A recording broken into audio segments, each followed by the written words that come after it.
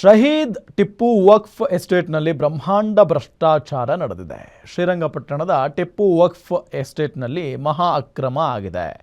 ಅಧಿಕಾರ ಮತ್ತು ಹಣ ದುರ್ಬಳಕೆಯ ಗಂಭೀರ ಆರೋಪ ಕೇಳಿಬಂದಿದೆ. ಈಗ ಶಹೀದ್ ಟಿಪ್ಪು ವಕ್ಫ್ ಎಸ್ಟೇಟ್ನಲ್ಲಿ ಆಗಿರುವಂಥ ಬ್ರಹ್ಮಾಂಡ ಭ್ರಷ್ಟಾಚಾರ, ಶ್ರೀರಂಗಪಟ್ಟಣದ ಟಿಪ್ಪು ವಕ್ಫ್ ಎಸ್ಟೇಟ್ನಲ್ಲಿ ಮಹಾ ಅಕ್ರಮ ನಡೆದಿದೆ. ಅಧಿಕಾರ ಮತ್ತು ಹಣ ದುರ್ಬಳಕೆಯ ಗಂಭೀರ ಆರೋಪ ಕೇಳಿಬಂದಿದೆ.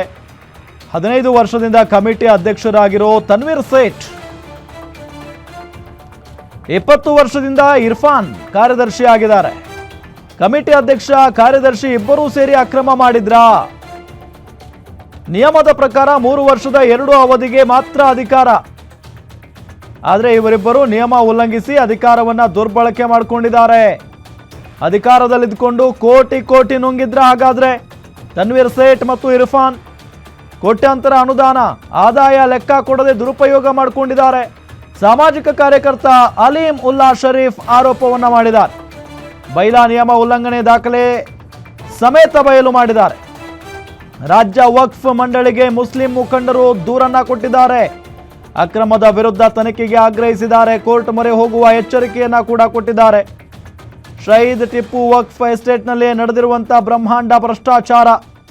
ತನ್ವೀರ್ ಸೇಠ್ ಅವರು ಅಧ್ಯಕ್ಷರು, ಇತ್ತ ಕಾರ್ಯದರ್ಶಿ ಇರ್ಫಾನ್, ಇಬ್ಬರ ಫೋಟೋಗಳನ್ನು ನಿಮಗೆ ತೋರಿಸ್ತಾ ಇದ್ದೀವಿ.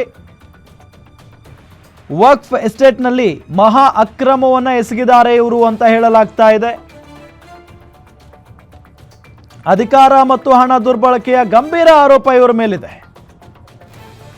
15 ವರ್ಷಗಳಿಂದ ಕಮಿಟಿಯ ಅಧ್ಯಕ್ಷರಾಗಿದ್ದಾರೆ ತನ್ವೀರ್ ಸೇಠ್ ಅವರು. 20 ವರ್ಷದಿಂದ ಕಾರ್ಯದರ್ಶಿ ಆಗಿದ್ದಾರೆ ಇರ್ಫಾನ್. ಕಮಿಟಿ ಅಧ್ಯಕ್ಷ ಮತ್ತು ಕಾರ್ಯದರ್ಶಿ ಇಬ್ಬರೂ ಸೇರಿ ಅಕ್ರಮ ಮಾಡಿದ್ರಾ ಅನ್ನೋ ಪ್ರಶ್ನೆ. ನಿಯಮದ ಪ್ರಕಾರ 3 ವರ್ಷದ 2 ಅವಧಿಗೆ ಮಾತ್ರ ಅಧಿಕಾರವನ್ನ ಇವರು ಅನುಭವಿಸಬಹುದು. ಆದರೆ ಇವರಿಬ್ಬರು ನಿಯಮ ಉಲ್ಲಂಘಿಸಿ ಅಧಿಕಾರವನ್ನ ದುರ್ಬಳಕೆ ಮಾಡಿಕೊಂಡಿದ್ದಾರೆ. ಅಧಿಕಾರದಲ್ಲಿದ್ದುಕೊಂಡು ಕೋಟಿ ನುಂಗಿದ್ದಾರೆ ಅಂತ ಹೇಳಲಾಗ್ತಾ ಇದೆ. ಕೋಟ್ಯಾಂತರ ಅನುದಾನ ಆದಾಯ ಲೆಕ್ಕ ಕೊಟ್ಟಿಲ್ಲ. ಕೋಟ್ಯಾಂತರ ರೂಪಾಯಿ ಅನುದಾನ ಬರುತ್ತೆ, ಆದರೆ ಆದಾಯದ ಲೆಕ್ಕನೇ ಕೊಟ್ಟಿಲ್ಲ, ದುರುಪಯೋಗ ಮಾಡಿಕೊಂಡಿದ್ದಾರೆ. ಸಾಮಾಜಿಕ ಕಾರ್ಯಕರ್ತ ಅಲೀಂ ಉಲ್ಲಾ ಶರೀಫ್ ಗಂಭೀರವಾದಂಥ ಆರೋಪವನ್ನು ಮಾಡಿರುವುದು ಇವರಿಬ್ಬರ ಮೇಲೆ. ಬೈಲಾ ನಿಯಮ ಉಲ್ಲಂಘನೆಯ ದಾಖಲೆ ಸಮೇತ ಬಯಲು ಮಾಡಿದ್ದಾರೆ. ರಾಜ್ಯ ವಕ್ಫ್ ಮಂಡಳಿಗೆ ಮುಸ್ಲಿಂ ಮುಖಂಡರು ದೂರನ್ನ ಕೊಟ್ಟಿದ್ದಾರೆ.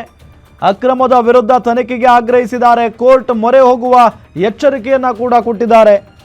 ಹಾಗಾದ್ರೆ ಏನಿದು ಟಿಪ್ಪು ವಕ್ಫ್ ಅಕ್ರಮ ಅನ್ನೋದನ್ನ ಗಮನಿಸ್ತಾ ಹೋಗೋದಾದ್ರೆ, ಶ್ರೀರಂಗಪಟ್ಟಣದ ಟಿಪ್ಪು ವಕ್ಫ್ ಎಸ್ಟೇಟ್ನಲ್ಲಿ ಅವ್ಯವಹಾರ ನಡೆದಿರುವುದು. ಬೈಲಾ ನಿಯಮ ಉಲ್ಲಂಘಿಸಿ ಅಧಿಕಾರವನ್ನ ನಡೆಸ್ತಾ ಇರೋ ಆರೋಪ ಇದೆ. ನಿಯಮದ ಪ್ರಕಾರ 3 ವರ್ಷದ 2 ಅವಧಿಗೆ ಮಾತ್ರ ಅಧಿಕಾರದಲ್ಲಿರಬೇಕಾಗುತ್ತೆ. ಕಾರ್ಯದರ್ಶಿ ಹುದ್ದೆಗೆ ಶಿಕ್ಷಣ ಇಲಾಖೆ ಅಥವಾ ಆರೋಗ್ಯ ಇಲಾಖೆ ನಿವೃತ್ತ ಅಧಿಕಾರಿ ಆಗಿರಬೇಕು ಅನ್ನೋ ನಿಯಮ ಇದೆ. ಆದರೆ 20 ವರ್ಷದಿಂದ ಇರ್ಫಾನ್ ಕಾರ್ಯದರ್ಶಿ ಆಗಿದ್ದಾರೆ. ಕಳೆದ 15 ವರ್ಷಗಳಿಂದ ಶಾಸಕ ತನ್ವೀರ್ ಸೇಠ್ ಸತತ ಅಧಿಕಾರವನ್ನು ಅನುಭವಿಸ್ತಾ ಇದ್ದಾರೆ.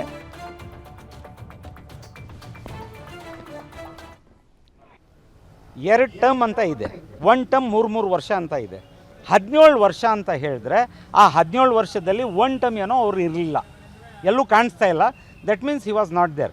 ಈ 17ನಲ್ಲಿ 3 ವರ್ಷ ತೆಗಿಬಿಡಿ, 14 ವರ್ಷ ಅಂತ ಕೂತವ್ರೆ. ಈ 14 ವರ್ಷನಲ್ಲಿ 3 ಟರ್ಮ್ದು 2 ಅಂತ ಹೇಳಿದ್ರೆ ನೀವೇ ಲೆಕ್ಕ ಹಾಕ್ಕೊಳ್ಳಿ, 6 ವರ್ಷ ಆಗ್ತದೆ. 17 ವರ್ಷ 13 ಅಂತ ಹೇಳಿದ್ರೆ 6-7 ವರ್ಷ ಜಾಸ್ತಿ ಕೂತವ್ರೆ. You are a respected figure, you are our MLA. ಇವರು ನೀವು ಎಲ್ಲ ಬುದ್ಧಿಜೀವಿನವರು, ನೀವು ಕಾನ್ಸ್ಟಿಟ್ಯೂಷನಲ್ ಅಥಾರಿಟಿನವರು. ನೀವೇ ಏನು ಮಾಡಿದಿರಿ ಇದಕ್ಕೆ ತೋರಿಸಿ. CBIಗೆ ಕೊಡ್ತೀವಿ. ಯಾಕಂದರೆ ನೀವು ಯಾರೂ ನಮ್ಮ ಮಾತನ್ನು ಧ್ವನಿಯನ್ನು ಕೇಳ್ತಾ ಇಲ್ಲ. ನಾನು ಧ್ವನಿ ಅಂತ ಹೇಳಿದ್ರೆ ವೀಡಿಯೋಸ್ನಲ್ಲಿ ಬಂದು ಹೇಳೋದು ಮುಂಚೆ ನಾನು ಡಾಕ್ಯುಮೆಂಟ್ ಸಮೇತ ನಾನು ಲಾಡ್ಜ್ ಮಾಡ್ತಾಯಿದ್ದೀನಿ ಕಂಪ್ಲೇಂಟ್ಸು. 1 ಫೈಲು ಮೂವ್ ಆಗ್ತಾಯಿಲ್ಲ. ನಾನು ಕೂಡ 2010ರಲ್ಲಿ ಒಂದು ಟೀಮ್ ಆಗಿ ನಾವು ಫ್ರೆಂಡ್ಸ್ಗಳೆಲ್ಲ ಸೇರಿ RTI ಇಟ್ಟರಲ್ಲಿ ಅವರಿಗೆ ತುಂಬ ಪ್ರಶ್ನೆಗಳು ಕೇಳಿದ್ವಿ. ಕೇಳಾದಾಗ ನಾನು ಗೋಲಕ್ ಬಗ್ಗೆ, ಆ ಗೋಲಕದ ಬಗ್ಗೆ, ಅದ್ರ ಬಗ್ಗೆ ಎಲ್ಲ ಪ್ರಶ್ನೆ ಕೇಳಿದೆ. ಮತ್ತು ಡೆವಲಪ್ಮೆಂಟ್ ಬಗ್ಗೆ ಪ್ರಶ್ನೆ ಕೇಳಿದೆ, ಯಾಕೆ ಆಗ್ತಾಯಿಲ್ಲ ಅಂತ ಹೇಳಿ. ಆವಾಗ ಅವ್ರೇನಂತ ಹೇಳಿದ್ರು ಅಂದರೆ, ಕೆಲವು ಸ್ನೇಹಿತರುಗಳ ಜೊತೆ ಬಂದು ಇಲ್ಲ ಮುಂದಕ್ಕೆ ಡೆವಲಪ್ ಮಾಡ್ತಾರೆ ಅಂತ ಹೇಳಿದ್ರು. ಅದಾದಮೇಲೆ ನಾನು ಕ್ವಶನ್ಸ್ ಕೇಳೋದನ್ನ ಸ್ಟಾಪ್ ಮಾಡಿದೆ. ಹೋಗಲಿ ಮುಂದೆ ಯಾರು ಡೆವಲಪ್ ಮಾಡ್ತಾರೆ. ಆದರೆ ಈಗೇನು ಗೊತ್ತಾಗ್ತಿದೆ ಅಂತ ಹೇಳಿದ್ರೆ ಎಲ್ಲ ಯೂಸ್ ಆಗಿದೆ, ತುಂಬ ಗ್ರ್ಯಾಂಡ್ಸ್ ಎಲ್ಲ ಮಿಸ್ಯೂಸ್ ಆಗಿದೆ ಅಂತ ಹೇಳ್ತಾ ಇದ್ದಾರೆ. ಯಾರಿಂದ ನಮಗೆ ಗೊತ್ತಾಗ್ತಿದೆ ಅಂದರೆ ಈಗ ಪ್ರೆಸೆಂಟ್ ಅಲಿಮುಲ್ಲಾ ಶರೀಫ್ ಅಂತ RT ಆ್ಯಕ್ಟಲ್ಲಿ ದಿನಾ ಹೇಳ್ತಾ ಇದ್ದಾರೆ ಸೋಷಿಯಲ್ ಮೀಡಿಯಾದಲ್ಲಿ ಬಂದು, ನಮಗೆ ಕ್ರೋಡ್ಸ್ ಆಫ್ ಫಂಡ್ಸ್ ಬಂದಿದೆ ಅಂತ ಹೇಳ್ತಾ ಇದ್ದಾರೆ ಅವರು. ಅದು ಏನೇನಾಗ್ತಿದೆ ಏನು ಅಂತ ಗೊತ್ತಾಗ್ತಾ ಇಲ್ಲ. ಮತ್ತು ಇಲ್ಲಿ ಆವಾಗಲೂ ಕೂಡ ಅವರು ಉತ್ತರಗಳು ಸರಿಯಾಗಿ ಕೊಟ್ಟಿರಲಿಲ್ಲ. ಒಂದೆರಡು ಪ್ರಶ್ನೆ ಕೊಟ್ಟರು, ಇನ್ನು ಬಾಕಿ ಪ್ರಶ್ನೆಗೆ ಉತ್ತರ ಕೊಟ್ಟಿರಲಿಲ್ಲ ಅವರು. ಈಗ ಏನಾಗಿದೆ ಅಂತ ಹೇಳಿದ್ರೆ ಅಲ್ಲಿ ಯಾವುದೇ ಕೂಡ ಡೆವಲಪ್ಮೆಂಟೇ ಆಗಿಲ್ಲ. 15 ವರ್ಷ ಆಗೋಯ್ತು. ನಾವು ಕೂಡ ಯೋಚನೆ ಮಾಡ್ತಾ ಇದ್ದೀವಿ ಏನಾಗಿದೆ ಅಂತೇಳಿ. ಯಾಕಂದರೆ ಅಲ್ಲಿ ಇವ್ರು ಹೇಳ್ತಾ ಇದ್ದಾರೆ 1995 ಆ್ಯಕ್ಟ್ ಪ್ರಕಾರ 30% ಎಜುಕೇಷನ್ ಮತ್ತು ಹೆಲ್ತ್ಗೋಸ್ಕರ ಎಲ್ಲ ಮುಸ್ಲಿಮು ಮತ್ತು ಯಾರು ಬಡವ್ರು ಇರ್ತಾರೆ, ಮುಸ್ಲಿಮ್ ಅನ್ನೋದಿರಲಿ, ಯಾರು ಬಡವ್ರು ಇರ್ತಾರೆ ಅವ್ರಿಗೆ ಕೊಡಬೇಕು ಕಮಿಟಿ ವತಿಯಿಂದ ಅಂತ ಹೇಳ್ತಾ ಇದ್ದಾರೆ.